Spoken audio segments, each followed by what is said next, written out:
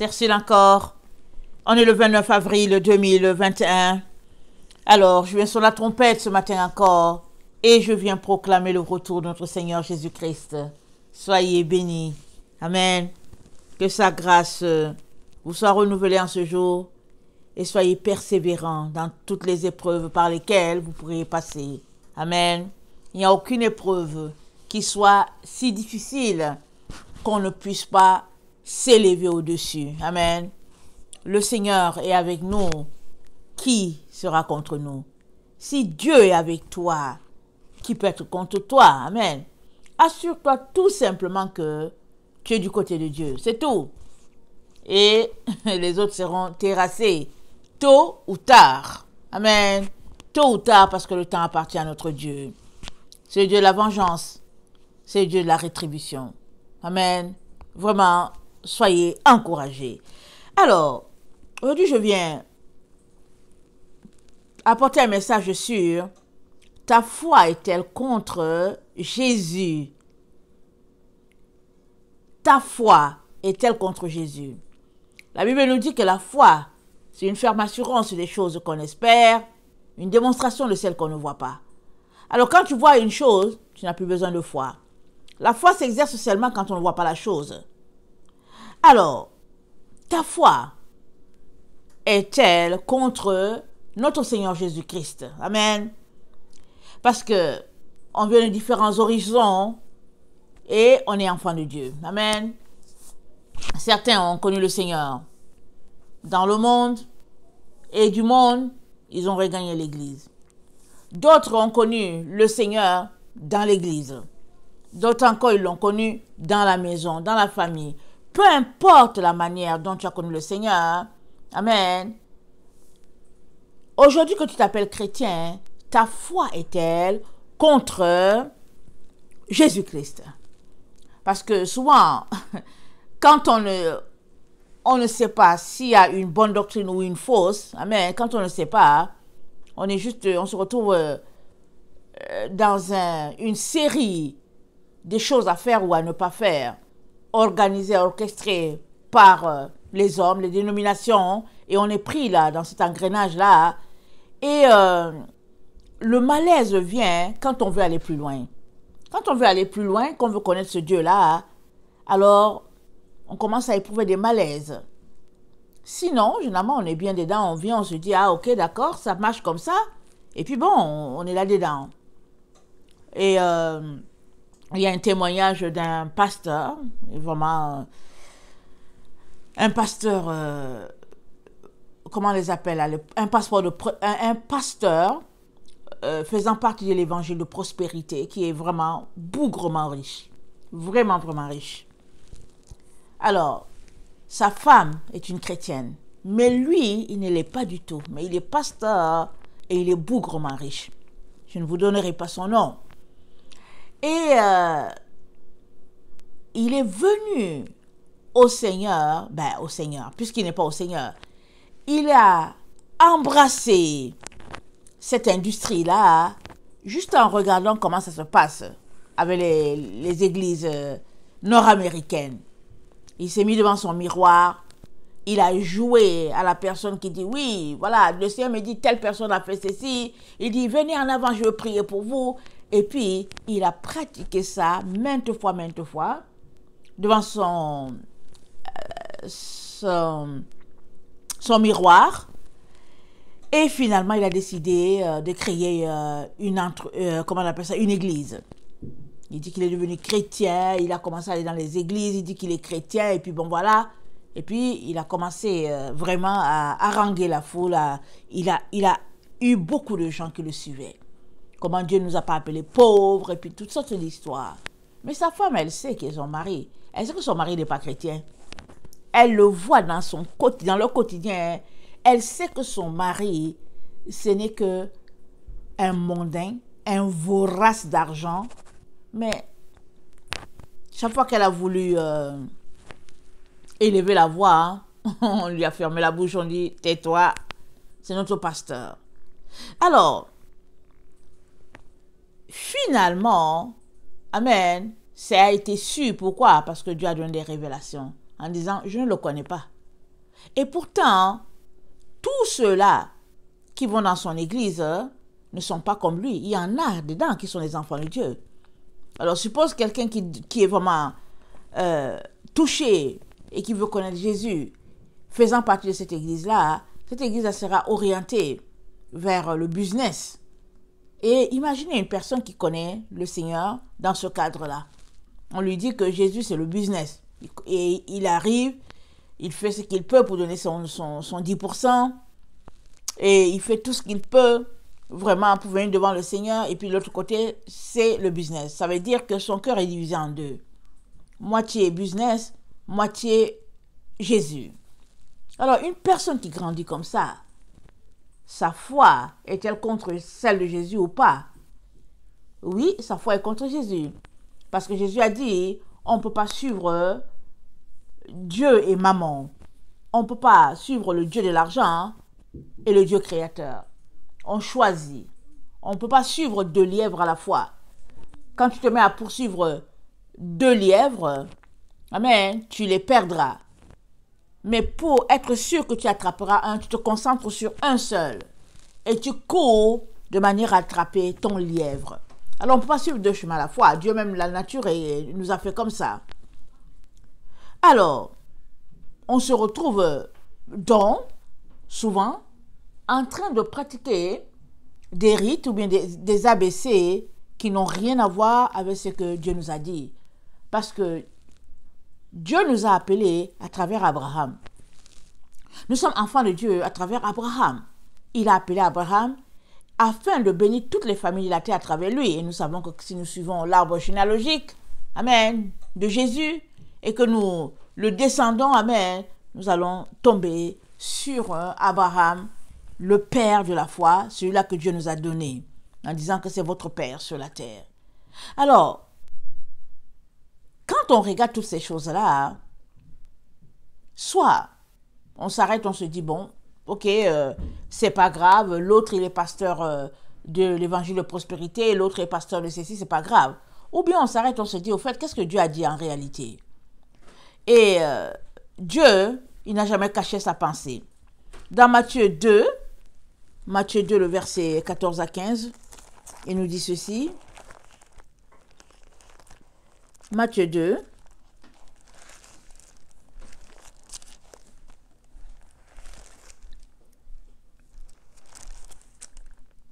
« 14 à 15, il dit, « Joseph se leva, prit de nuit le petit enfant et sa mère, et se retira en Égypte.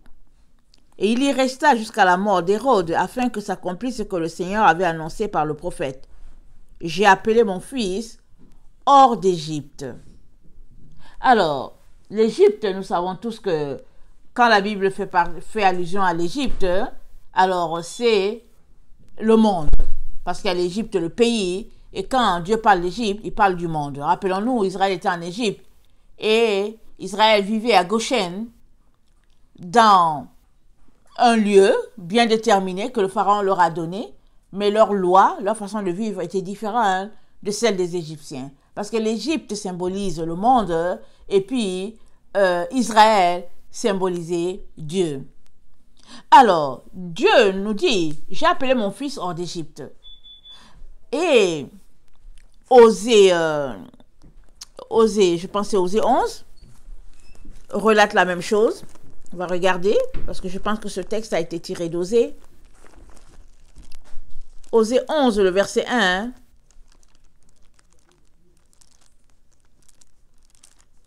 Nous parle de ce que Dieu attend de nous, à quoi il nous a appelés. Et je vais le lire. Quand Israël était jeune, je l'aimais. Ça, c'est l'Éternel qui parle. Et j'appelais mon fils hors d'Égypte. Il dit, il a aimé Israël et il l'a appelé hors d'Égypte, il l'a appelé hors du monde. Et ici, il fait référence à quand Israël était en Égypte, qu'ils avaient déjà fait 400 ans. Quand Israël était jeune, une jeune nation, Dieu l'a fait sortir d'Égypte. Mais ils se sont éloignés de ceux qui les appelaient. Ils ont sacrifié au Baal et offert de l'encens aux idoles. C'est moi qui guidais les pas d'Éphraïm. Amen. Le soutenant par ses bras Et ils n'ont pas vu que je les guérissais. Je les tirais avec des liens d'humanité, avec des cordages d'amour. Je fus pour eux comme celui qui aurait relâché le joug près de leur bouche. Et je leur présentai la nourriture. Ils ne retourneront pas au pays d'Égypte. Mais l'Assyrien sera leur roi, parce qu'ils ont refusé de revenir à moi. L'épée fondra sur leur ville, anéantira et dévorera leur soutien, à cause des desseins qu'ils ont eus. Mon peuple est enclin à s'éloigner de moi. On les rappelle vers le Très-Haut, mais aucun d'eux ne l'exalte. Ah, ça c'est bon ça. Dans la nuit quand je priais, amen, je priais, et je ne sais plus quelle est la question que j'avais posée, mais j'étais en train de prier, et le Seigneur m'a dit, tu as besoin de plus de louanges, envoie-moi plus de louanges. Mais c'est en pleine nuit là. C'est vers 2h, 3h du matin, hein? Mais en pleine nuit, le Seigneur voulait plus de louanges à ce moment précis là. Amen. Alors soit je sortais de ma chambre où j'étais pour venir au salon, présenter les louanges, la chanson, faire sortir ma voix, ou bien je choisissais plutôt la louange venant du cœur, amen, comment on appelle ça, tout doucement. J'ai choisi de ne pas me déplacer, mais de faire sortir, de proclamer, acclamer ce Dieu-là, là, tranquillement, là où j'étais positionné en train de prier. Amen. Alors souvent, le Seigneur va nous demander ça parce que ça manque. On a besoin, pour nous-mêmes, on a besoin d'adresser les louanges à Dieu parce que ça dégage. Rappelons-nous, les murs de Jéricho sont tombés quand Israël louait Dieu.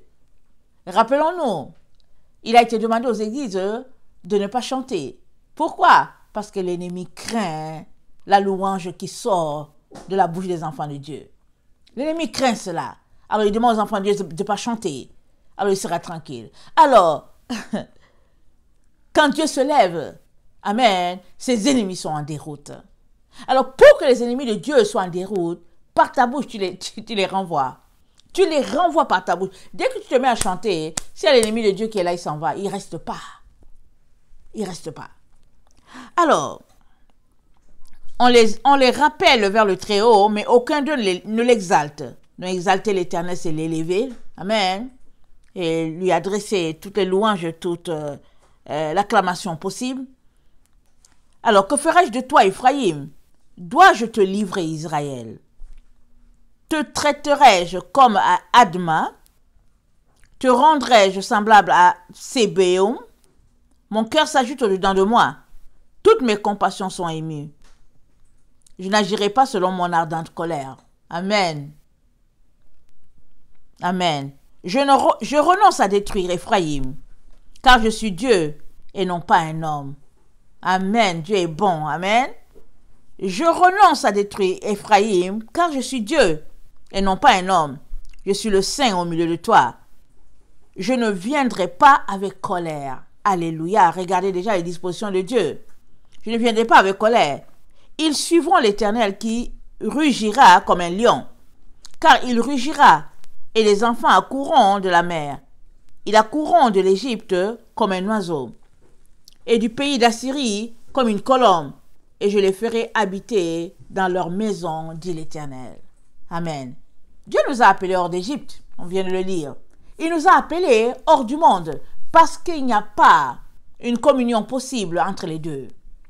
C'est deux mondes différents. Et il nous donne déjà les dispositions de son cœur. Il nous dit déjà que lui, il ne va pas agir avec colère. Quoique en tant que père, il mérite. C'est-à-dire, quoique en tant que père, pardon, il a le droit de faire de nous ce qu'il veut. Mais il nous dit, il n'agira pas avec colère. Et il demande à Ephraïm, mais en fait, qu'est-ce que je dois faire de toi? Parce que tout ce que Dieu fait, amen, nous, on ne voit pas son amour. On va toujours dans la direction contraire. Alors, ce n'est pas la nourriture qui intéresse le Seigneur, ce n'est rien. Il veut juste sa relation, une relation de père à fils avec nous. Mais nous courons après d'autres choses, nous lui présentons des rites ou bien des ABC montée de toutes pièces par les hommes et puis par la société ou bien par une certaine dénomination et on vient de lui présenter. Mais c'est pas ça que Dieu veut. Dieu nous dit, j'aimerais entrer en relation avec toi parce que Dieu, il est esprit, il n'est pas un homme. Et pour que nous puissions entrer en relation avec lui, nous avons besoin d'arriver à un stade d'esprit. Et pour que nous puissions communiquer avec Dieu dans l'état d'esprit, amen, il y a des choses qu'il nous dit de faire. Parce que Dieu est esprit. Et il faudrait que ceux qui l'adorent puissent l'adorer en esprit et en vérité. Amen. Alors déjà, on est appelé à ne pas adorer Dieu dans le mensonge, mais dans la vérité. Mais la question est celle-ci. Sommes-nous prêts à renoncer à ce qu'on considère de chair et à embrasser ce que notre Dieu nous dit parce qu'il nous a appelés hors d'Égypte? Nous, on aime l'Égypte, on aime le monde et puis sa valeur et tout ça, mais Dieu nous a appelés hors d'Égypte. Sommes-nous prêts à renoncer à tout ce que nous considérons? Alors, Éphésiens, je vais d'abord lire un Jean 2, on le connaît, et après je vais lire Éphésiens 2. 1 Jean 2 nous dit, n'aimez point le monde, ni les choses qui sont dans le monde. Si quelqu'un aime le monde, l'amour de Dieu, l'amour du Père n'est point en lui. Car tout ce qui est dans le monde, la convoitise de la chair, la convoitise des yeux, l'orgueil de la vie, ne vient point du Père, mais vient du monde. Et le monde passe, et sa convoitise avec, mais celui qui fait la volonté de Dieu demeure éternellement. Dieu aimerait quelqu'un qui fasse sa volonté, parce que il aimerait que tu puisses demeurer éternellement. Parce que tout ce qui est matériel sera détruit. Et ce qui restera, c'est ce qui est spirituel. C'est pourquoi il t'aime et te dit, ne va pas dans telle direction. Ne va pas dans la direction de la chair, ne va pas dans la direction du monde, ne va pas dans la direction d'Égypte. Il t'interpelle à cela. Éphésiens 2, le verset 1 à 10, ça dit ceci. Vous étiez morts par vos offenses et par vos péchés, dans lesquels vous marchiez autrefois selon le train de ce monde, selon le prince de la puissance de l'air, de l'esprit qui agit maintenant dans les fils de la rébellion. Nous tous aussi, nous étions de leur nombre. Nous vivions autrefois selon les convoitises de notre chair, accomplissant les volontés de la chair. Et de nos pensées, nous étions par nature les enfants de colère comme les autres. Mais Dieu qui est riche en miséricorde, à cause du grand amour dont il nous a aimés, nous qui étions morts par nos offenses, nous a rendu la vie avec Christ. Amen. Nous avons la vie par Jésus. Il nous a ressuscités ensemble et nous a fait asseoir ensemble dans les lieux célestes en Jésus-Christ, afin de montrer dans les siècles à venir l'infinie richesse de sa grâce, par sa bonté envers nous et en Jésus-Christ. Car c'est par la grâce que vous êtes sauvés, par le moyen de la foi, et cela ne vient point de vous, c'est le don de Dieu. Ce n'est point par les œuvres afin que personne ne se glorifie. Car nous sommes son ouvrage, ayant été créés en Jésus-Christ pour de bonnes œuvres, que Dieu a préparées d'avance afin que nous puissions les pratiquer. Alors, Dieu nous a appelés avant la fondation du monde. Amen. Afin que nous soyons à lui. Et il nous appelle à renoncer à ce monde-là. Si nous disons donc que nous sommes à lui, s'il vous plaît, faisons des efforts pour nous déconnecter de ces rites-là que nous aimons tant, de ces ABC-là que nous aimons tant dans nos différentes dénominations, et cherchons à savoir qu'est-ce que le Père aimerait, qu'est-ce qu'il attend de nous, et allons-y dans sa direction. Ce n'est que comme ça qu'on aura une relation de père à fils avec lui, et nous pourrons demeurer éternellement. Ce n'est que comme ça, sinon on périra ce monde avec. Verset 19. Ainsi donc, vous n'êtes plus les étrangers, ni les gens du dehors, mais vous êtes les citoyens du sein, des gens de la maison de Dieu. Vous avez été édifiés sur le fondement des apôtres et des prophètes, Jésus-Christ lui-même étant la pierre angulaire. En lui, tout l'édifice bien coordonné s'élève pour être un temple saint dans le Seigneur. En lui, vous êtes aussi édifiés pour être une habitation de Dieu en esprit. C'est en Jésus que nous sommes le temple du Saint-Esprit, c'est en Jésus que nous sommes une habitation de Dieu. Ce n'est qu'en Jésus. Et qu'est-ce que ça veut dire en Jésus? Ça veut dire tout ce que Jésus a établi. Parce que ce que Jésus n'a pas établi périra. Ce n'est que ce que notre Seigneur Jésus-Christ a établi qui va demeurer. Alors si nous disons que nous sommes avec lui, alors il est important que nous puissions aussi nous débarrasser de toutes ces choses-là que nous avons encore en nous, dans lesquelles Jésus n'est pas, ou bien pour lesquelles le Père n'est pas content. C'est une décision, c'est une question de décision. Ça ne va pas tomber comme ça là du ciel. Décide. C'est un beau cadeau que Dieu nous a donné, le libre arbitre, la volonté que nous avons, Dieu nous l'a donnée. Utilisons-la donc pour faire vraiment la joie de notre Dieu. Utilisons-la pour nous sortir des filets dans lesquels l'ennemi nous place. Amen. Détournons-nous de toutes ces choses-là que le Père n'aime pas. Et puis vous savez, quand on aime quelqu'un, on veut juste lui faire plaisir. On ne veut pas qu'il se fâche. On aimerait tellement toujours être avec lui. Voilà comment nous pouvons exprimer notre amour à Dieu en laissant de côté ces choses-là qu'il n'aime pas. J'aimerais juste nous rappeler, amen, que nous sommes dans les temps de la fin. Et bientôt, il y a un groupe qui se tiendra devant le trône avec des palmes à la main. Et je prie que tu sois de ce groupe-là. C'est pourquoi je viens encore t'encourager aujourd'hui, te disant de laisser aller le monde, de sortir d'Égypte et d'embrasser le Dieu d'Israël. Amen. Le Dieu d'Abraham, d'Isaac et de Jacob. Ce Dieu-là, c'est lui le vrai Dieu. Il a ses valeurs, il a ses critères bien établis. Et nous ne pouvons pas dire que nous marchons avec lui alors que nous obéissons à quelqu'un d'autre ou bien à d'autres règles. Amen. Alors, Apocalypse 7 nous dit, le verset 9, « Après cela, je regardais et voici, il y avait une grande foule que personne ne pouvait compter, de toute nation, de toute tribu, de tout peuple et de toute langue. Ils se tenaient devant le trône et devant l'agneau, revêtus de robes blanches et de palmes dans leurs mains. Et ils criaient d'une voix forte en disant, « Le salut à notre Dieu qui est assis sur le trône, et à l'agneau et à tous les anges, et tous les anges se tenaient autour du trône. Et les vieillards et les 4 êtres vivants se prosternèrent sur leur face devant le trône et ils adorèrent Dieu. En disant Amen, la louange, la gloire, la sagesse, l'action de grâce, l'honneur, la puissance et la force soient à notre Dieu au siècle des siècles. Et l'un des vieillards prit la parole et me dit, ceux qui sont revêtus de robes blanches, qui sont-ils et d'où viennent-ils? Il me dit, mon Seigneur, tu le sais. Et il me dit, ce sont ceux qui viennent de la grande tribulation. Ils ont lavé leurs robes et ils ont été blanchis dans le sang de l'agneau. C'est pour cela qu'ils sont devant le trône de Dieu et le servent jour et nuit dans son temple. Celui qui est assis sur le trône dressera sa tente sur eux. Ils n'auront plus faim, n'auront plus soif, et le soleil ne les frappera point, ni aucune chaleur.